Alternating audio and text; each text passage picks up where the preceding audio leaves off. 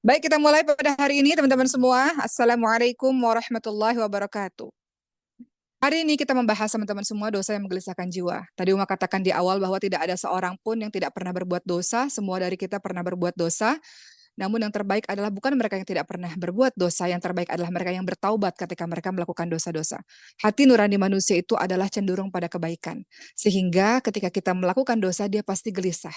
Apalagi ketika teman-teman pertama kali melakukan sebuah dosa, sebuah kesalahan. Teman-teman akan rasa takut, merasa bersalah kepada Allah Subhanahu wa taala, merasa berdebar-debar jantungnya. Kemudian teman-teman merasa bahwa eh, Allah marah nggak ya? Kemudian teman-teman ngerasa saya adalah orang yang penuh dengan dosa, berlumur dosa. Kadang-kadang kita nyesel dan kita menangis dan sebagainya. Alhamdulillah, ciri-ciri seperti itu menandakan hati kita masih hidup, teman-teman semua. Hati kita masih hidup. Tidak semua orang ketika dia berbuat dosa kemudian menangis, kemudian menyesal, kemudian takut. Karena ada jenis orang yang hatinya mati, yang tidak peduli lagi dia buat dosa atau tidak, Allah murka atau tidak, itu hati mati. Kita sudah pernah bahas itu di pertemuan-pertemuan sebelumnya.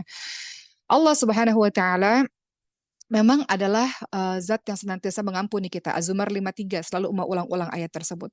Namun bukan berarti itu membuat kita akhirnya mengulang-ulang dosa. Jangan berpikir bahwa Allah akan terus mengampuni dosa, nggak apa-apa kita mengulang-ulang dosa. Bukan. Yang Allah inginkan adalah taubatan nasuha. Kita akan bahas itu pada hari ini. Lihat bagaimana Rasulullah Shallallahu Alaihi Wasallam bersabda dalam hadis riwayat Tirmidzi dan Ahmad. Kata Rasulullah, tinggalkanlah apa-apa yang meragukanmu dan beralihlah pada apa yang tidak meragukanmu. Sesungguhnya kejujuran lebih menenangkan jiwa, sedangkan dusta atau menipu atau maksiat akan menggelisahkan jiwa. Rasul katakan tinggalkan apa-apa yang membuatmu gelisah. Ya, Rasulullah ingatkan tinggalkan apa-apa yang membuatmu atau yang membuatmu merasa ragu. Kalau engkau ragu-ragu, maka tinggalkan. Sesungguhnya kejujuran atau kebaikan itu menenangkan jiwa. Sedangkan kemaksiatan, menipu, berdusta akan menggelisahkan jiwa. Jadi, kalau kita ambil contoh teman-teman sekalian, kejujuran misalnya. Sekalipun dalam satu situasi, kejujuran itu kadang-kadang menyakitkan ya. Kalau kita dengar sesuatu yang jujur kadang-kadang menyakitkan. Tapi pada akhirnya itu menenangkan jiwa kita. Daripada dusta terus-menerus ya kan. Atau daripada dibohongi terus-menerus. Atau daripada kita berkata membohongi orang terus-menerus. Menggelisahkan jiwa. Tapi kejujuran walaupun pahit, dalam hal apapun itu. Walaupun pahit, tapi pada akhirnya bisa menenangkan jiwa. Begitulah teman-teman semua, sebaliknya juga begitu. Ketika kita berdusta, ketika bermaksiat, ketika kita menipu orang, ketika kita melakukan hal-hal yang buruk, menyakiti orang lain, itu biasanya di awal jantung kita berdetak cepat, kita merasa takut dan muncul panas di dada kita rasa gelisah. Itu dosa. Memang fitrahnya seperti itu, hakikatnya seperti itu. Kita nggak ngerasa nyaman dalam melakukannya. Kenapa? Karena fitrah kita, hati kita itu baik. Nurani kita baik. Jadi nurani yang baik bertentangan dengan berbagai macam maksiat-maksiat. Oleh karena itu, eh, kembali lagi maksiat akan menggelisahkan jiwa. Jadi bersyukur kepada teman-teman yang masih merasakan kegelisahan ketika berbuat dosa, karena adalah warning ya dari hati kita sendiri untuk menyadarkan bahwa apa yang kau lakukan itu tidak betul. Itu warning ya, mengingatkan diri kita sendiri. Sehingga kadang-kadang kalau muncul rasa gelisah, maka akan muncul kita beristighfar di lisan kita, maka akan muncul keinginan untuk mengurungkan niat buruk kita dalam bermaksiat. Diawali dengan gelisah, ya kan? Kalau teman-teman tidak gelisah dalam berbuat dosa, teman-teman akan lanjutkan saja. Oh, nikmat berbuat dosa lanjutkan. Tapi kalau gelisah, itu ada semacam eh, hal yang mengurungkan niat kita untuk melanjutkan maksiat tersebut. Jadi bersyukur kepada Allah kalau engkau masih memiliki rasa gelisah ketika engkau melakukan perbuatan dosa. Gelisah itu akan membuat kita mengurungkan niat, membuat kita menangis, membuat kita menyesal ketika kita melakukan dosa. Ya, baik teman-teman yang dirahmati oleh Allah SWT. Berikutnya yang ingin Umar sampaikan adalah Rasulullah SAW dalam lafaz hadis yang lain juga mengingatkan kebaikan selalu mendatangkan ketenangan. Sedangkan kejelekan selalu mendatangkan kegelisahan. Itu dalam lafaz yang lain. Semua kebaikan, semua amal soleh, semua amal ibadah yang teman-teman lakukan melahirkan ketenangan. Teman-teman baca Quran, teman-teman santun pada orang tua, teman-teman membahagiakan hati orang lain, teman-teman melakukan berbagai macam amal-amal baik akan melahirkan rasa hati yang tenang. sebaliknya, teman-teman berdusta, melukai orang lain, teman-teman tinggalkan sholat misalnya, maka akan muncul kegelisahan. Memang sudah begitu satu paket.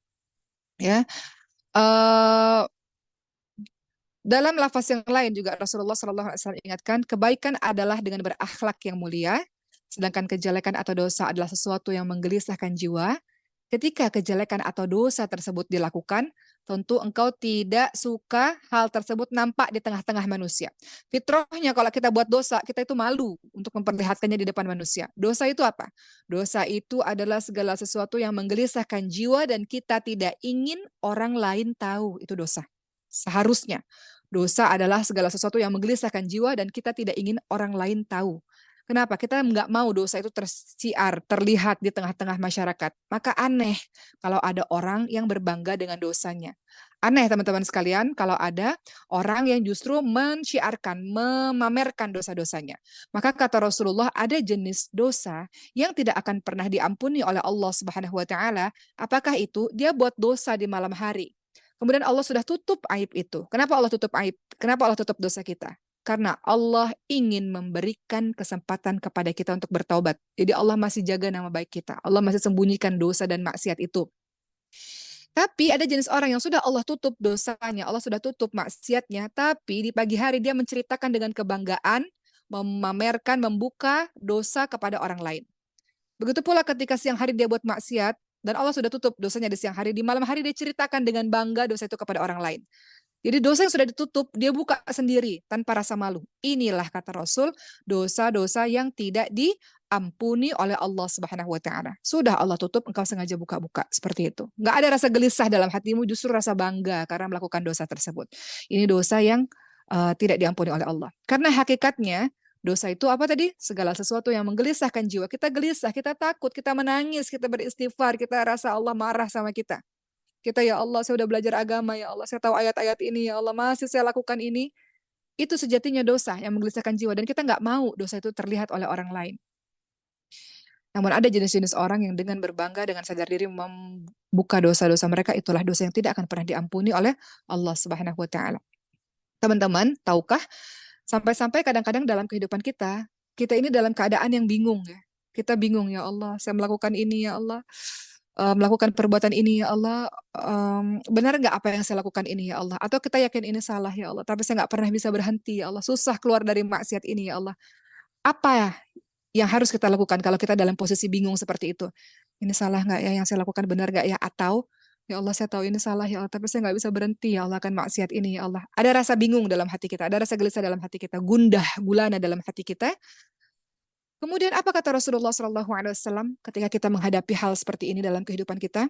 Kata Rasulullah, mintalah fatwa kepada jiwamu. Tanya pada hatimu sendiri.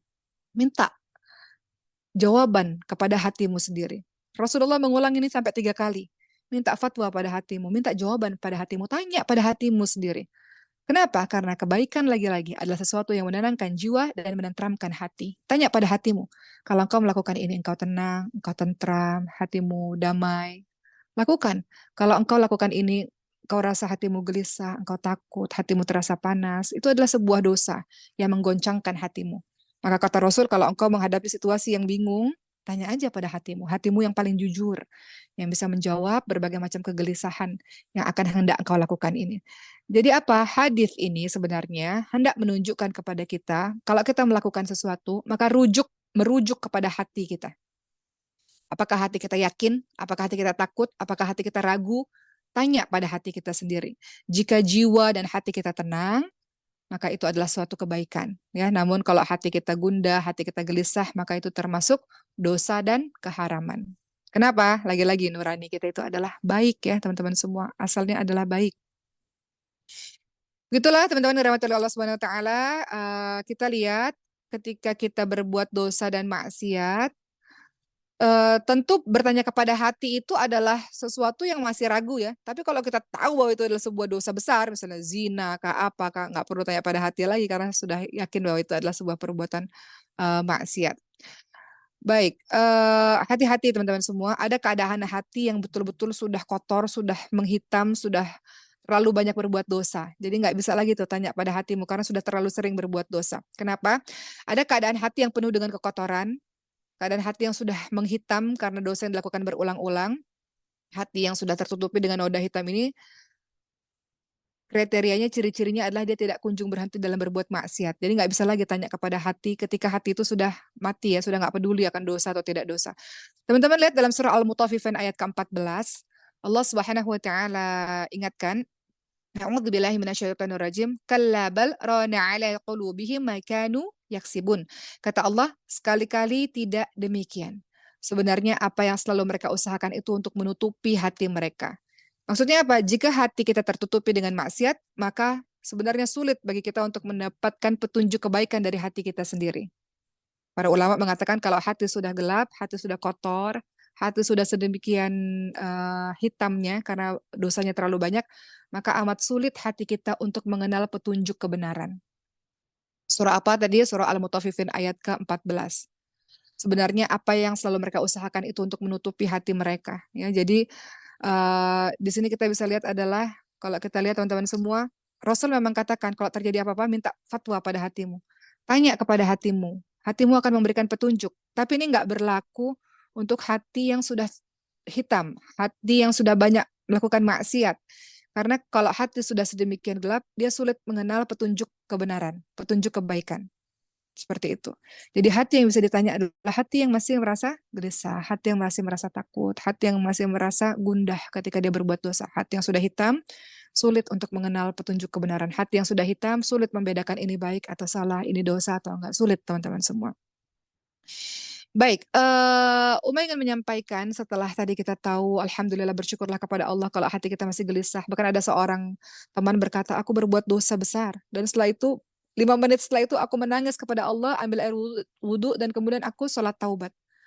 Tentu ini sesuatu yang sangat bagus teman-teman sekalian. Dengan penuh penyesalan, kemudian dia sadar, dia sholat taubat langsung setelah dia melakukan maksiat. Dan dia merasa, aku malu kepada Allah Subhanahu wa taala. Sebelumnya aku bermaksiat dan sekarang aku menangis-nangis di hadapan Allah. Teman-teman, jangan biarkan rasa malu ini membuatmu akhirnya tidak bertaubat. Kenapa? Umar selalu katakan, karena syaitan akan mengatakan, syaitan tabiatnya adalah yuwaswis fi sudurinas minal jinnati wan nas. Dia meniupkan was-was di hati manusia. Ingat, setan itu sifat ada dari golongan jin, ada dari golongan manusia. Setan akan bilang, oh kamu ini udah ahli maksiat. Untuk apa berdoa lagi kepada Allah? Kamu ini ahli maksiat, munafik kamu. Kemarin kamu maksiat, hari ini kamu ikut pengajian. Kemarin kamu ahli maksiat, hari ini kamu coba hafal Quran, munafik kamu. Itu was-was yang diberikan oleh syaitan dari golongan jin dan manusia untuk membuat kita putus asa dari bertobat kepada Allah. Bagus teman-teman semua, ketika berbuat maksiat langsung segera menangis, langsung segera sholat taubat. Bukan munafik, bukan. Justru itu adalah ingin kembali kepada Allah Subhanahu wa taala. Ayat Az-Zumar 53 itu ayat favorit Umar kalau kita ngebahas masalah pertaubatan ini. Qul ya ibadiyalladzina asrafu ala anfusihim la taqnatu min rahmatillah. Innallaha yaghfiru dzunuba jami'a innahu huwal ghafurur rahim. Kata Allah, jangan pernah berputus asa dari kasih sayang Allah. Karena setan akan mengatakan, udahlah ngapain? Dosanya udah terlalu banyak. Setan kan bilang begitu. Sehingga kita ngerasa malu, taubat sama Allah. Munafiklah saya, kemarin saya maksiat, kemudian sekarang saya pura-pura baik. Bukan pura-pura baik, engkau memang ingin jadi orang baik, sedang berusaha ingin jadi orang baik. Maka teruskan. Setan akan bilang, oh munafik kamu. Pura-pura kamu. Enggak. Kamu nggak sedang pura-pura, kamu sedang berikhtiar mencoba dengan penuh penyesalan. Jadi lanjutkan itu teman-teman semua. Az-Zumar 53 ya teman-teman semua. Kata Allah, Allah mengampuni semua dosa. Engkau yang telah melampaui batas. Allah mengampuni semua apapun yang kau lakukan. Semenjijikkan apapun perbuatan dosamu itu. Sememalukan apapun perbuatan dosamu itu. Allah mengampuni semuanya kata Allah. Karena Allah maha pengampun lagi maha penyayang. Gelisahmu itu adalah pintu awal dari pertobatanmu. Gelisahmu itu adalah pintu awal dari tangisan air mata penyesalanmu. Gak ada gelisah, maka kau akan terus melakukan maksiat itu. Dengan adanya gelisah, maka minta kekuatan kepada Allah untuk bisa berhenti dari maksiat itu, apapun itu bentuknya, teman-teman semua. Seorang teman pernah bercerita, dia nggak pernah bisa berhenti dari menonton video-video buruk ya, video-video buruk. Nggak pernah bisa berhenti karena sudah kecanduan. Maka gimana caranya? Maka gelisah, alhamdulillah, dia punya rasa gelisah. Dengan rasa gelisah itu akhirnya sulit untuk berhenti karena sudah, ya kan? Kalau kita sudah kecanduan terhadap satu dosa, sulit untuk berhenti. Pengen lagi, pengen lagi. Kemarin kita sudah pernah bahas bahwa hawa nafsu itu seperti kuda liar kalau nggak dikendali. Akhirnya apa? Akhirnya betul-betul dia minta kekuatan kepada Allah SWT, akhirnya nggak mau punya handphone lagi. Karena dengan adanya handphone, maka akan mengganggu konsentrasinya untuk pengen ngelihat video lagi, pengen ngeliat video lagi gitu. Dan itu kan butuh suatu usaha yang besar. Siapa yang bisa tolong? Allah yang bisa tolong. Maka gelisah itu pintu awal dari berhentinya maksiat yang sudah kita lakukan berulang-ulang. Dengan gelisah, kita minta kepada Allah kekuatan untuk berani mengambil keputusan berhenti melakukan maksiat tersebut. Baik, sekarang Uma bahas berikutnya. Uma akan bahas setelah kita bahas dosa yang menggelisahkan jiwa, Uma akan bahas sebab manusia masuk ke neraka. Dosa-dosa yang menyebabkan manusia masuk ke nerakanya Allah tuh ada 3 pintu sebetulnya. 3 pintu manusia masuk ke nerakanya Allah melalui 3 pintu. Dari sekian dosa besar itu tercakup di dalam 3 hal ini. Sebab manusia masuk ke neraka Allah, dosa-dosa yang menyebabkan manusia masuk ke neraka Allah melalui 3 pintu. Apa itu? Pintu pertama adalah pintu syubhat. Apa maksudnya? Pintu syubhat itu adalah dari pintu ini maka timbul keraguan seseorang pada kebenaran agama. Itu pintu yang pertama ya, ragu dia. Raguan akan sebuah kebenaran di dalam ajaran agamanya sendiri. Itu pintu neraka yang pertama. Yang kedua, pintu kedua orang masuk ke dalam neraka adalah pintu syahwat. Syahwat itu apa? Gejolak hawa nafsu, gejolak nafsu. Ya, pintu ini membuat seseorang mengedepankan hawa nafsunya daripada ketaatan untuk menggapai ridhonya Allah Subhanahu wa taala. Pintu kedua pintu syahwat. Teman-teman sambil kita bicara ini teman-teman ingat dosa-dosa apa yang pernah kita lakukan selama ini ya. Pintu syahwat adalah pintu yang mengakibatkan seseorang ini tidak lagi mengindahkan ketaatan dan keinginan untuk menggapai ridhonya Allah, lupa dia karena syahwat menguasainya. Pintu syahwat. Setelah pintu syubhat, pintu syahwat. Ketiga, pintu amarah. Pintu amarah. Amarah inilah ya, dengan munculnya amarah maka akan timbul permusuhan antar sesama manusia. 3 pintu yang membuat manusia masuk ke dalam nerakanya Allah. Berikutnya teman-teman sekalian. Sementara itu sumber segala macam dosa itu juga dari 3 perkara. Sumber dari segala macam dosa. Pertama adalah kesombongan. Pintu dari segala macam dosa yang pertama adalah kesombongan. Ingat, dosanya iblis itu apa? Akhirnya dia keluar dari syurganya Allah Subhanahu wa taala. Padahal iblis itu adalah malaikat yang sangat taat kepada Allah Subhanahu wa taala. Adalah awalnya sangat-sangat taat kepada Allah. Kenapa iblis keluar dari syurga? Karena dia melakukan dosa. Apa itu dosanya? Kesombongan. Jadi ada dosa, sumber dari segala macam dosa itu ada 3. Yang pertama adalah kesombongan, ya. Kesombongan seperti yang dilakukan oleh iblis yang membuat dia akhirnya merasa, oh saya ini kan tercipta dari api, si Adam tercipta dari tanah, ngapain saya bersujud di kaki Adam? Padahal itu perintahnya Allah untuk menghormati, bukan untuk menyembah ya, untuk menghormati. Namun karena kesombongan yang merasa lebih besar, lebih hebat, lebih luar biasa, maka itu yang membuat dia terusir dari surga. Kedua, 3 perkara yang menjadi sumber dari berbagai macam dosa. Teman-teman periksa jiwanya, dirinya. Ada nggak ya sombong nih di dalam hati saya? Merasa lebih tinggi, merasa lebih besar, merasa lebih suci, merasa lebih banyak hafalan Qur'annya, merasa lebih pintar dibanding yang lain. Padahal kepintaranmu itu dari Allah, kekayaanmu itu dari Allah, kemasyhuranmu itu dari Allah. Allah gampang sekali membalikkan keadaanmu dalam sekejap mata. Sangat mudah bagi Allah. Sombong. Yang kedua adalah tamak. Tamak, teman-teman semua. Tamak inilah yang membuat Nabi Adam alaihi salam keluar dari surga. Kalau tadi iblis karena sombong yang membuatnya keluar dari surga. Kalau yang kedua tamak, inilah yang membuat Nabi Adam alaihi salam keluar dari surga, ya kan? Nabi Adam alaihi salam sudah dapat semuanya di dalam surga, sudah dapat semuanya. Allah hanya melarang satu saja, nggak boleh makan buah di pohon yang ini. Tapi karena ketamakan dari Nabi Adam alaihi salam sudah dapat semuanya, sudah lengkap semuanya, masih pengen merasakan sesuatu yang dilarang oleh Allah, itulah yang membuat Nabi Adam alaihissalam terusir dari surga. Jadi sumber dosa itu adalah, yang kedua adalah tamak. Hati-hati teman-teman semua. Tamak ini ngerasa nggak puas akan apa yang sudah Allah berikan sehingga mencari jalan yang haram. Contohnya apa? Dalam kehidupan sehari-hari ya misalnya tidak puas dengan harta halal, apa yang sudah kita punya. Kita merasa terus kurang. Akhirnya kita mencari harta dengan harta yang haram. Tidak puas dengan kebahagiaan yang kita dapatkan yang sejauh ini, sehingga mencari kebahagiaan dengan cara yang haram. Ya, macam-macam. Karena ketamakan. Tamak itu kenapa dia bisa tamak? Kenapa dia bisa rakus? Karena nggak bersyukur dengan apa yang ada. Karena nggak qanaah, ya nggak merasa cukup dengan apa-apa yang sudah menjadi pemberian Allah Subhanahu Wa Taala, sehingga dia cari cara yang haram untuk bisa memenuhi kebutuhan dan keinginannya. Ketiga, sumber dari segala macam dosa itu apa? Dengki. Dengki, hasad teman-teman semua. Hasad inilah yang membuat salah satu anak Adam, Qabil, membunuh Habil. Tiga sumber dosa. Dari sini ntar melahirkan dosa-dosa yang lainnya.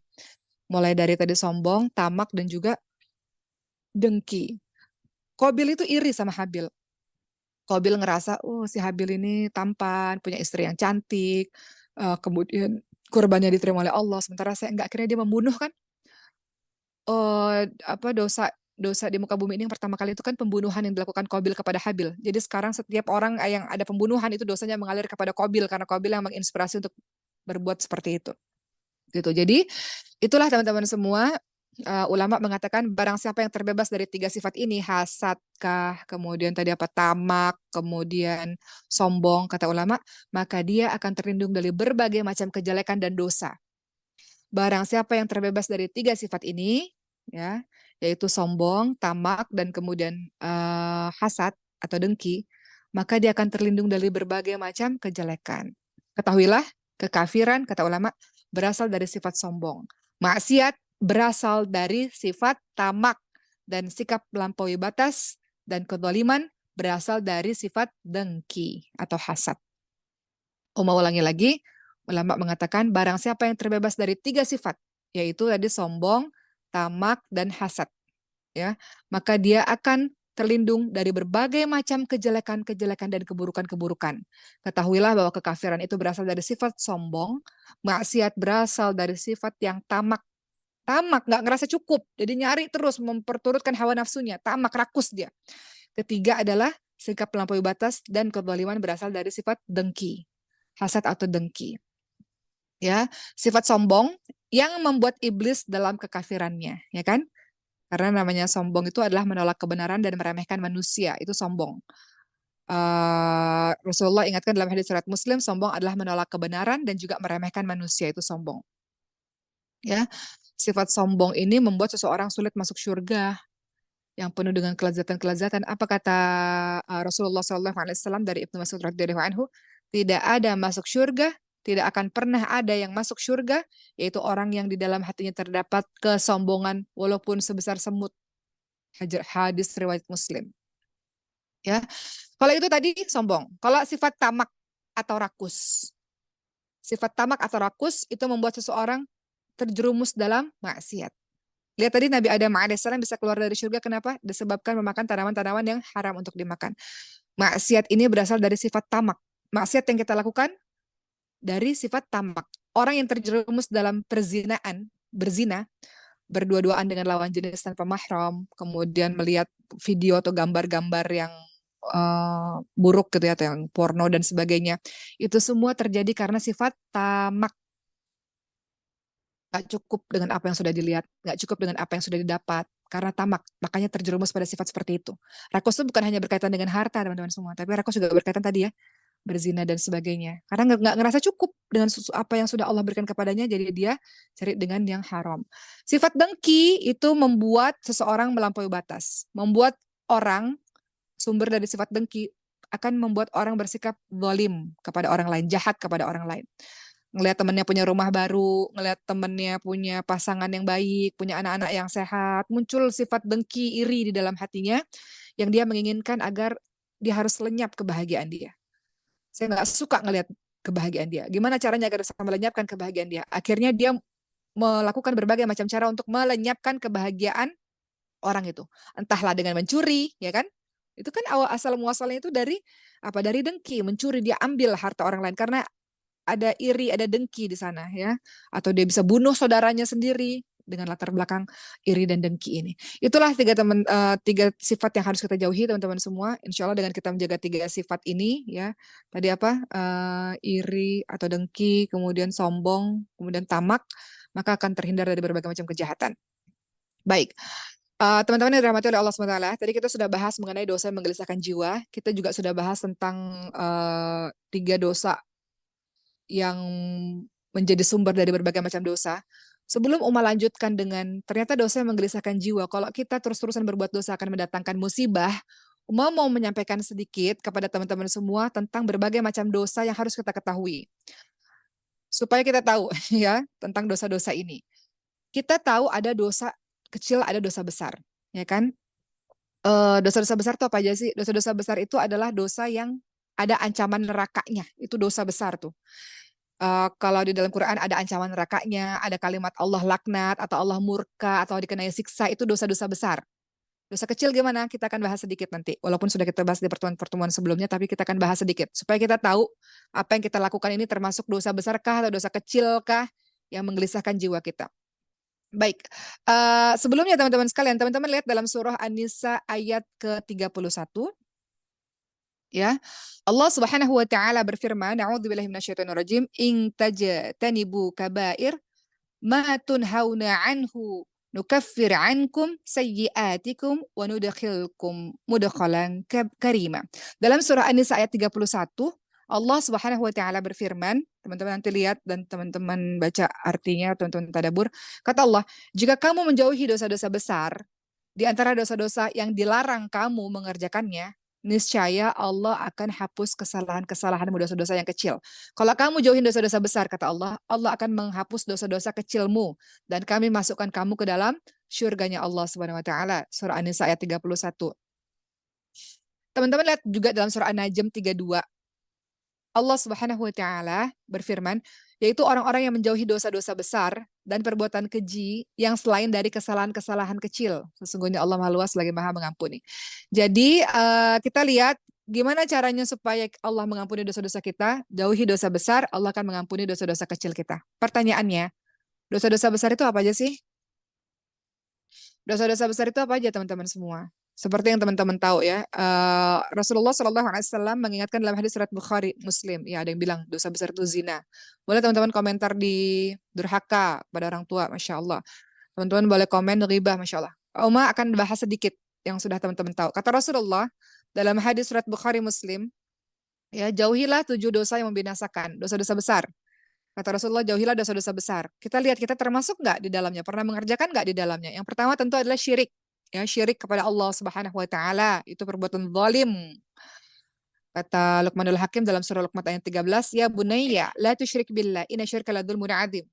Jangan menyekutukan Allah karena menyekutukan Allah sebuah kezaliman yang besar. Zalim ada 3, zalim pada Allah, syirik, zalim pada sesama manusia, berbuat jahat pada orang, zalim pada diri sendiri ketika kita buat maksiat. Oke, kita bahas 7 dosa besar. Kata Rasulullah SAW, 7 dosa besar yang pertama adalah syirik kepada Allah. Wah, ini udah paling nggak percaya sama Allah lagi, nggak berdoa sama Allah, nggak bergantung sama Allah, ya mau gimana gitu ya. Orang yang sudah meninggal dunia, ada yang bertanya, ibu saya bukan orang beriman, ya, kemudian meninggal dunia. Apa yang harus saya lakukan? Nggak bisa lagi. Teman-teman mau doa apa? Mau doa ampuni dosanya ya nggak bisa, ya, karena pasti udah tidak diterima oleh Allah SWT. Yang pertama, dosa besar adalah syirik kepada Allah SWT. Yang kemudian yang kedua adalah sihir.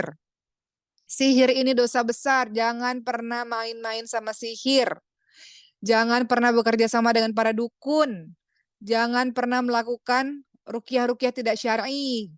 Ya, dengan apa rukyah tidak syar'i itu tiba-tiba teman-teman suruh macam-macam lah ya, pengobatan yang akhirnya jadi syirik. Minta-minta ya, akhirnya jadi syirik. Minta kepada Allah, minta yang lain-lain kepada Allah, bergantung hanya kepada Allah. Sihir-sihir. Indonesia ini kata orang banyak sihir-sihir. Nggak usah main-main sama sihir, teman-teman semua. Nggak usah pergi-pergi ke dukun-dukun. Kalau mau minta tolong hanya kepada Allah SWT. Gampang sekali, ya Allah, Allah mengubah keadaan seseorang. Nggak usah pergi ke dukun, pergi kepada Allah SWT. Kemudian yang ketiga, dosa besar, membunuh jiwa yang haram untuk dibunuh. Ini terjadi nih di Gaza, Palestina nih sekarang nih ya, teman-teman semua.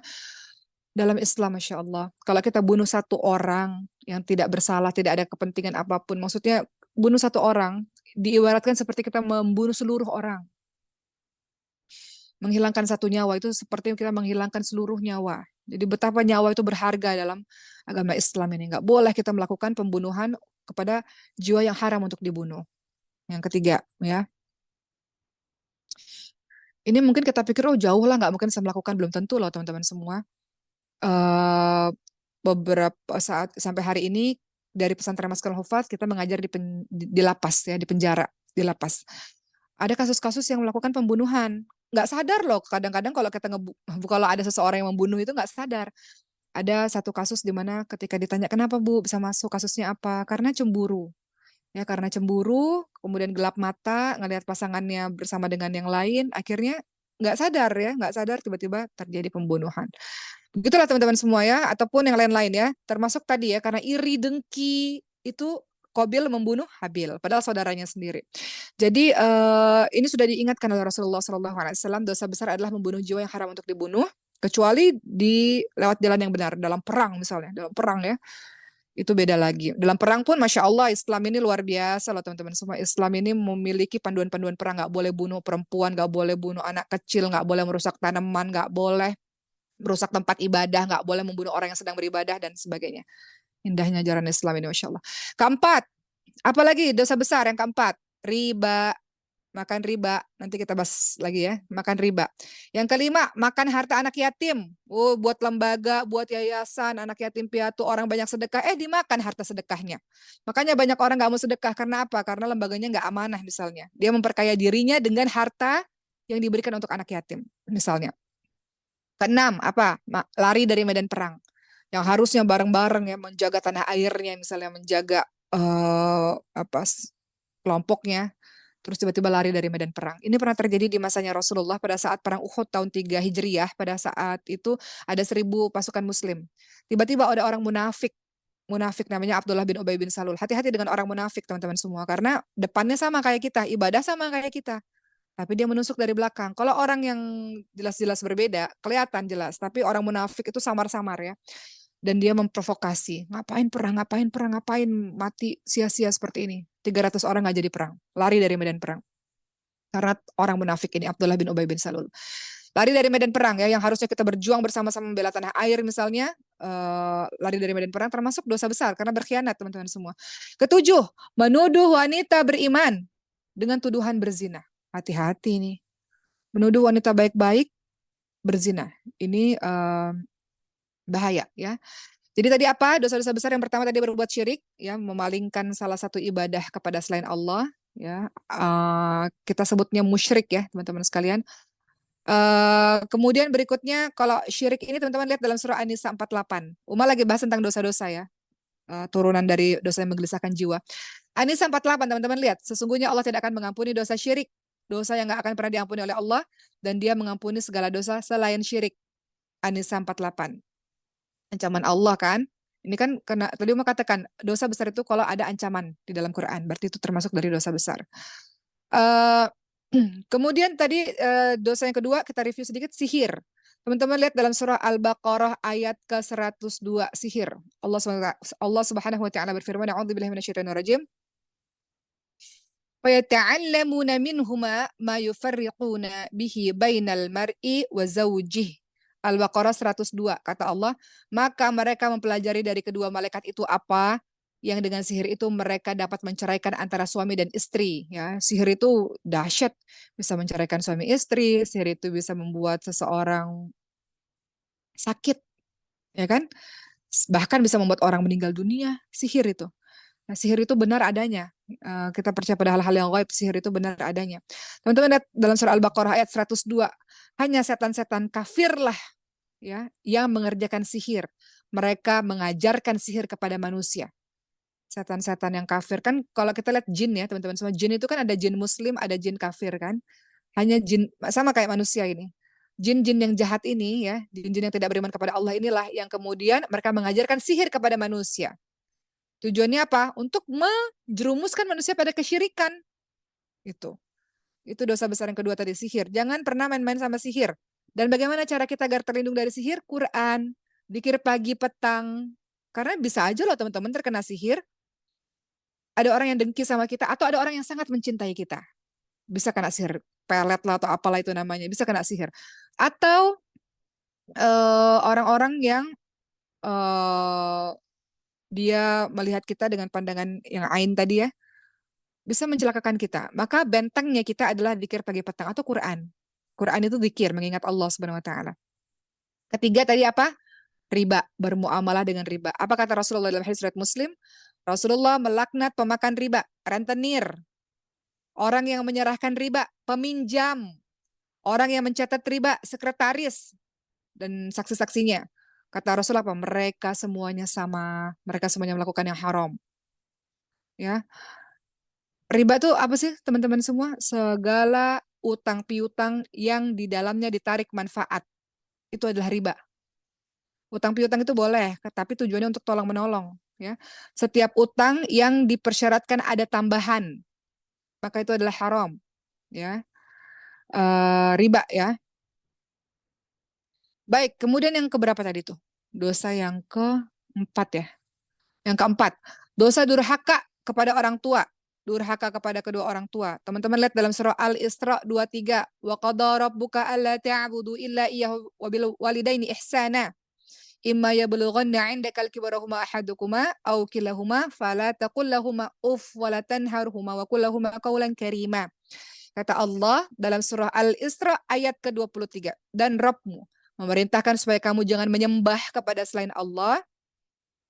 Teman-teman mau lari daripada Allah kalau ada masalah, lalu siapa yang tolong teman-teman semua? Saya nggak mau, Allah nggak adil kepada saya, Allah berbuat begini kepada saya. Terus teman-teman lari, teman-teman pikir eh, Allah akan rugi ketika teman-teman nggak ibadah? Enggak. Yang memberikan masalah Allah, yang menyelesaikan masalah adalah Allah. Kerugian terbesar dalam hidupmu, musibah terbesar dalam hidupmu adalah ketika engkau pergi daripada Allah. Allah tidak meninggalkanmu, engkau yang tinggalkan Allah. Apa kata Allah Subhanahu wa taala dalam surah Al-Isra ayat 23? Jika salah seorang dari orang tuamu, ya, jika salah seorang dari keduanya, ayah mukah atau bapak ibu mukah, dalam keadaan pemeliharaanmu, engkau menjaga mereka. Jangan sekali-kali engkau mengatakan, orang tua semakin hari semakin tua, semakin kayak anak-anak, semakin mudah tersinggung, semakin cepat marah. Jangan katakan Maksud jangan mengatakan apa kata ulama, segala bentuk perkataan yang kasar dan jelek pada orang tua, itu yang maksud tadi tuh. Jangan mengucapkan segala perkataan yang kasar dan buruk kepada kedua orang tua. Janganlah kamu membentak mereka. Al-Isra 23. Dan ucapkanlah perkataan-perkataan yang mulia. Apa kata Rasulullah dalam hadis riwayat Tirmidzi dan Abu Daud? Tidak ada dosa yang lebih pantas disegerakan untuk dibalas. Ya, disimpan untuknya di akhirat, tapi dibalas juga di dunia. Yaitu apa? Perbuatan yang langsung dibalas oleh Allah di dunia dan di akhirat. Apa? Yaitu perbuatan yang melampaui batas. Perbuatan yang zalim dan memutus tali silaturahmi dengan orang tua dan kerabatnya. Jadi kalau ada di antara kita yang hari ini masih berkonflik dengan orang tua, dengan kerabatnya, kata Rasulullah dosa yang disegerakan balasannya. Di dunia langsung dibalas oleh Allah. Salah satunya adalah selain zalim. Yang kedua adalah mereka yang memutus tali silaturahmi dengan orang tua dan kerabatnya. Orang-orang yang punya hubungan darah dengannya. Nggak ada di sini yang bermusuhan dengan orang tuanya. Nggak ada di sini yang bermusuhan dengan kakak adiknya, paman bibinya. Kemarin Uma baru bertemu dengan seseorang. Beliau nangis, beliau katakan, saya nggak bisa maafin ayah saya, kata beliau. Ayah saya bertemu dengan perempuan lain, kemudian menikah dengan perempuan tersebut, punya keluarga, dan meninggalkan kami semua. Anak-anak dan ibu saya, katanya. Jadi beliau merasa marah, beliau merasa kecewa, beliau merasa benci dengan ayahnya. Nggak mudah ya teman-teman semua. Nggak mudah kita berbuat baik kepada orang yang telah menyakiti dan menghancurkan kita, yang seharusnya orang yang menjaga kita, yang seharusnya orang yang paling bertanggung jawab atas kita, kemudian ditinggalkan kita begitu saja. Nggak mudah memang teman-teman semua. Tapi biarlah apapun yang dilakukan itu menjadi dosanya kepada Allah Subhanahu wa taala. Allah tidak tidur, Allah Maha Adil, Allah tahu segala perbuatan baik ada balasannya, perbuatan buruk ada balasannya. Tugasmu adalah untuk memaafkan. Nggak mudah, rasanya mudah sekali. Oh, maafin, nggak mudah memang. Tapi minta sama Allah untuk membersihkan hatimu untuk memaafkan. Bukan untuknya, untuk dirimu sendiri agar engkau punya hidup yang lebih tenang. Dan agar engkau masuk kepada apa yang telah diperintahkan oleh Allah dan Rasul-Nya mengenai orang tua ini. Karena kata Rasulullah, dosa yang paling pantas disegerakan hukumannya di dunia adalah ketika engkau memutus tali silaturahmi. Gak apa-apa nggak lihat mungkin. Karena ketika engkau lihat mungkin engkau merasa terluka dengan perbuatan buruk yang pernah beliau lakukan dalam kehidupan kita, tapi setidaknya nggak ada kebencian di hati kita. Minta sama Allah untuk membersihkan, untuk menenangkan kehidupanmu. Dosa-dosa berikutnya juga yang sebenarnya dosa besar, meninggalkan sholat, teman-teman semua. Pasti itu dosa yang besar. Kata Rasulullah dalam hadis riwayat Tirmidzi, perjanjian yang mengikat antara kita dan mereka, ya, kata Rasulullah adalah sholat. Oke. Maka barang siapa yang meninggalkan sholat, sesungguhnya dia telah keluar, dia tidak beriman kepada Allah Subhanahu wa taala. Baik, tadi kita sudah bahas berbagai macam dosa-dosa besar. Uma ingin beritahu dosa kecil yang kita lakukan. Dosa kecil itu apa sih? Bohong. Itu dosa kecil tuh. Kemudian apa? Dosa kecil Hal-hal yang di luar tadi itu adalah dosa-dosa kecil. Tapi hati-hati, kita pernah bahas bahwa dosa kecil itu bisa jadi dosa-dosa besar loh teman-teman semua. Ya, dosa kecil itu bisa jadi dosa-dosa besar. Kalau apa? Kalau dosa kecil itu sudah menjadi kebiasaan dan dilakukan terus-menerus. Yang pertama, dosa kecil bisa jadi dosa besar kalau dilakukan terus-menerus. Ghibah misalnya. Ya, Allah berikan ancaman loh untuk orang-orang yang ghibah itu seperti memakan bangkai saudaranya sendiri. Kalau dilakukan terus-menerus itu jadi dosa besar, teman-teman semua. Apa kata Rasulullah? Tidak. Apa kata para ulama? Ya, ada sebuah hadis memang, tapi dikatakan hadis doif. Tapi ini ulama menjabarkan hadis dari Rasulullah yang katanya doif ini. Tapi hadis ini bagus ya. Dikatakan tidak ada dosa besar jika dihapus dengan istighfar, meminta ampun kepada Allah, dan tidak ada dosa kecil jika dilakukan dengan terus-menerus. Jadi dosa kecil yang dilakukan terus-menerus menjadi dosa besar. Kemudian yang kedua, dosa itu yang kita anggap kecil, itu bisa menjadi besar di sisi Allah kalau kita menganggap remeh dosa itu. Kalau kita anggap remeh dosa itu bisa menjadi besar di sisi Allah Subhanahu wa taala. Kenapa? Jika seseorang menganggap remeh sebuah dosa, ya, maka dosa itu akan dianggap besar di sisi Allah Subhanahu wa taala. Kalau seseorang menganggap besar dosa, pasti dia akan segera lari dari dosa tersebut dan dia akan benci dari dosa itu. Tapi kalau dia anggap remeh dosa, dia akan mudah untuk mengulang-ulangnya kembali. Berikutnya yang ketiga, dosa kecil itu akan jadi besar kalau dosanya kita pamer-pamerkan. Tadi seperti yang saya katakan, yang Umar katakan, kata Rasulullah apa? Setiap umat akan diampuni kecuali orang-orang yang melakukan dosa secara terang-terangan, dipamer-pamerkan. Di antara bentuk orang melakukan dosa secara terang-terangan adalah dia bermaksiat di pagi hari, Allah tutupi, kemudian malamnya dia cerita, wahai fulan, wahai sahabatku, semalam aku melakukan ini, aku melakukan itu. Itulah dosa yang besar di sisi Allah Subhanahu wa taala. Keempat, dosa itu jadi besar kalau dilakukan oleh seorang yang menjadi contoh bagi orang lain. Guru, ke orang tua, ke siapapun yang jadi contoh untuk orang lain, menjadi panutan untuk orang lain, dosa itu akan jadi besar. Apa kata Rasulullah? Barang siapa yang melakukan suatu amalan kejelekan, lalu diamalkan oleh orang-orang sesudahnya, maka akan dicatat baginya dosa semisal dosa orang yang mengikutinya tanpa mengurangi dosanya sedikit pun. Ada yang namanya amal jariah, ada yang namanya dosa jariah. Dosa jariah itu segala sesuatu yang menginspirasi orang lain untuk berbuat keburukan. Sama seperti Qabil tadi. Qabil itu dapat dosa jariah. Setiap orang yang saat ini membunuh orang lain, Qabil itu dapat dosanya. Karena dia menginspirasi orang lain untuk membunuh, untuk berbuat keburukan. Begitulah teman-teman semua, terakhir dari Uma pada hari ini yang ingin Uma sampaikan kepada teman-teman semua. Hari ini kita membahas bagaimana dosa-dosa itu sangat menggelisahkan jiwa kita. Sementara kita ini ingin hidup tenang, ingin hidup tentram, ingin fokus. Kalau teman-teman gelisah, teman-teman sulit bekerja. Teman-teman gelisah, teman-teman sulit ngafalin Quran. Teman-teman gelisah, teman-teman sulit untuk berpikir jernih. Teman-teman gelisah, teman-teman susah untuk bisa bersikap baik kepada orang lain. Gelisah itu membuat kita banyak menangis, membuat kita panik, membuat kita takut, membuat kita mungkin marah, itu gelisah. Jadi nggak akan pernah didapatkan kehidupan yang tenang, hati yang tenang, pikiran yang tenang, lisan yang tenang, kalau hati kita gelisah, sementara gelisah itu didapatkan dari dosa. Karena dosa itu membuat jiwa kita gelisah. Yang kita bahas pada hari ini. Uma ingin menyampaikan kepada teman-teman semua uh, tentang tema kita pada hari ini. Hati-hati teman-teman semua tentang dosa-dosa yang kita lakukan sampai hari ini. Kenapa? Karena dosa itu tidak hanya menggelisahkan jiwa kita, tapi dosa itu membuat doa-doa kita sulit didengarkan oleh Allah Subhanahu wa taala. Ketika kita berdoa, doa itu naik ke atas langit, tapi dosa kita menghalangi. Sehingga bagaimana Allah mengabulkan doa doa kita.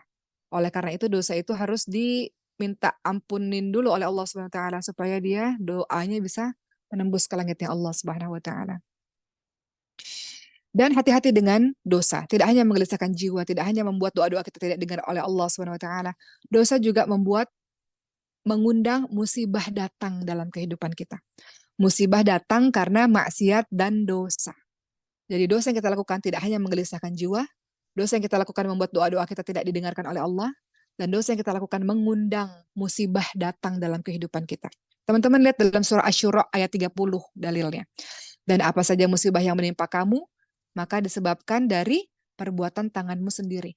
Apa saja yang terjadi pada dirimu disebabkan karena kesalahan dirimu sendiri. dan Allah memaafkan sebagian besar dari kesalahan-kesalahanmu. Asy-Syura ayat 30.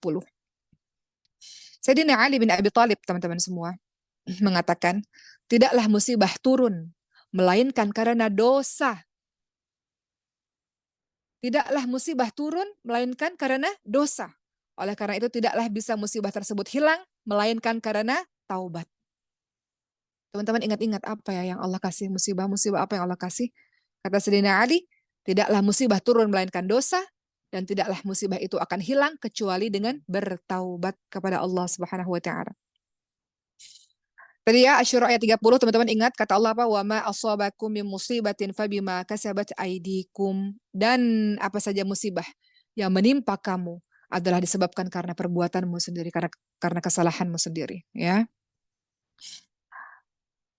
Baik, saatnya setelah kita mendengarkan berbagai macam pemaparan pada hari ini, saatnya kita merubah diri. Hari ini teman-teman semua, sepatutnya kita punya waktu untuk merenung akan apa yang kita lakukan. Ya Allah, hari ini aku buat maksiat, besok aku buat baik, besok aku buat maksiat. Merenung, kita merenungi bahwa setiap musibah yang datang pada kita, yang datang pada tempat kita, pada rumah kita, pada keluarga kita, pada negeri kita misalnya, itu disebabkan karena dosa-dosa yang kita perbuat. Ya, betapa banyak kita lihat kesyirikan, kemaksiatan di mana-mana gitu ya. Allah bisa loh menghancurkan satu negeri, satu tempat karena maksiat yang banyak di dalamnya, teman-teman semua. Ada banyak kok contoh-contoh, ya kan? Kita lihat ada satu tempat. Uma pernah datang ke satu tempat beberapa belas tahun yang lalu di tepi pantai. Tempat itu adalah tempat prostitusi dan semua orang tahu itu rahasia umum. Tiba-tiba Allah kasih bencana, ya kan? Allah kasih banjir di situ. Allah lenyapkan, alhamdulillah. Teman-teman tahu nih, kalau teman-teman berasal dari tempat itu, teman-teman tahu tempatnya. Kemudian sekarang tempat itu sering dibuat pengajian-pengajian. Allah ganti, ya. Jadi untuk teman-teman semua ingat musibah-musibah yang hadir dalam kehidupan kita mungkin disebabkan karena dosa-dosa yang pernah kita lakukan. Teman-teman lihat dalam surah Al-Anfal ayat ke-53. Apa kata Allah Subhanahu wa taala? Siksaan yang demikian itu karena sesungguhnya Allah sekali-kali tidak akan merubah suatu nikmat yang telah dianugerahkan kepada suatu kaum hingga kaum tersebut merubah apa-apa yang ada pada diri mereka sendiri. Dan sesungguhnya Allah Maha mendengar, lagi Allah Maha mengetahui. Dalam surah Ar-Ra'd atau Ar-Ra'du ayat ke-11. Apa Allah katakan? A'udzubillahi minasyaitonir rajim. Innallaha la yughayyiru ma biqaumin hatta yughayyiru ma bi anfusihim. Sesungguhnya Allah tidak akan merubah keadaan suatu kaum sampai mereka merubah keadaan diri mereka sendiri. Engkau ingin Allah berikan keselamatan kepadamu. Engkau ingin Allah menurunkan rahmat dan kasih sayang kepada dirimu. Engkau ingin Allah memberikan ketenangan pada dirimu. Rubah dirimu terlebih dahulu. Kata Allah, sesungguhnya tidak akan Allah rubah keadaan suatu kaum sampai dia yang merubah dirinya sendiri terlebih dahulu. Oleh karena itu, hari ini teman-teman semua, agar berbagai macam nikmat yang sudah Allah berikan tidak lenyap dalam kehidupan kita. Nikmat tuh banyak loh. Teman-teman bisa belajar dengan tenang nikmat, bisa tinggal dengan tenang, tidak seperti teman-teman kita di Gaza, Palestina yang saat ini masih dengan ketakutan. Itu juga adalah sebuah nikmat. Teman-teman duduk dengan tenang di rumah, ya, bisa makan, bisa minum, bisa tidur, pakai pakaian yang rapi, punya kesempatan belajar, sehat, itu semua adalah kenikmatan. Agar berbagai macam nikmat itu tidak lenyap, agar terlepas dari berbagai macam bencana dan musibah yang tidak kunjung hilang, maka hendaknya kita memperbanyak taubat, ya, memperbanyak mendekatkan diri kepada Allah SWT. Nasihat untuk diri rumah sendiri ya teman-teman semua. Karena kegelisahan, musibah, dan doa yang tidak dikabulkan oleh Allah disebabkan karena dosa-dosa yang kita lakukan sampai hari ini. Terakhir sekali, kita tahu bahwa manusia nggak luput daripada dosa. Kita semua melakukan berbagai macam dosa-dosa. Dan kita ingat Rasulullah saja yang sudah diampuni, yang dijamin masuk surga saja masih beristighfar, masih bertobat kepada Allah sehari 70-100 kali. Apalagi kita, memang Allah Subhanahu wa taala selalu memberikan kesempatan kepada kita semua untuk bertaubat. Allah akan menerima taubat kita, tapi bukan berarti kita mengulang-ulang perbuatan maksiat itu, teman-teman semua. Yang paling penting dalam kehidupan kita, kita menyeimbangkan antara khauf dan roja. Apa itu khauf dan roja? Khauf itu apa? Rasa takut terhadap siksaan Allah Subhanahu wa taala. Jadi kalau teman-teman lagi buat dosa, teman-teman ada perasaan khauf, takut bahwa mendapatkan siksaan Allah Subhanahu wa taala. Takut ketika melakukan perbuatan dosa. Dan roja. Apa itu roja? Rasa penuh harap akan karunia berupa syurga, berupa balasan-balasan akan ketaatan-ketaatan yang kita lakukan. Jadi dalam kehidupan kita harus ada khauf dan ada roja. Ada takut terhadap dosa, takut terhadap siksaan Allah, dan roja, pengharapan kepada Allah akan Allah berikan balasan pahala atas ketaatan yang kita lakukan. Kadang-kadang dalam kehidupan kita sulit meninggalkan kemaksiatan. Karena kemaksiatan itu sudah terbiasa kita lakukan sehari-hari, teman-teman semua. Kita lakukan, kemudian kita menyesal, kita lakukan, kemudian kita menyesal. Eh, Selalu ada jalan, selalu ada tempat untuk kembali, jangan berlarut-larut dalam kesedihan. Eh, Tabiat manusia berbuat kesalahan, tapi yang paling baik adalah kita senantiasa bertobat kepada Allah SWT. Eh, Begitulah teman-teman sekalian, kita katakan kepada Allah, ya Allah, ya Tuhan kami ini lemah ya Allah. Kita katakan kepada Allah dengan pengharapan, dengan penuh dari kedalaman hati kita berdoa kepada Allah, ya Allah, aku tidak bisa menguasai diriku sama sekali ya Allah. Tidaklah aku mendurhakaimu karena kesombonganku kepadamu, ya Allah, melainkan karena peristiwa yang Engkau tetapkan atasku, ya Allah, itu termasuk bagian dari doa ya. Inilah aku, wahai Allah, sekarang aku berdiri di hadapanmu. Aku bersimpuh di hadapanmu, wahai Allah. Aku bertaubat kepadamu, ya Allah.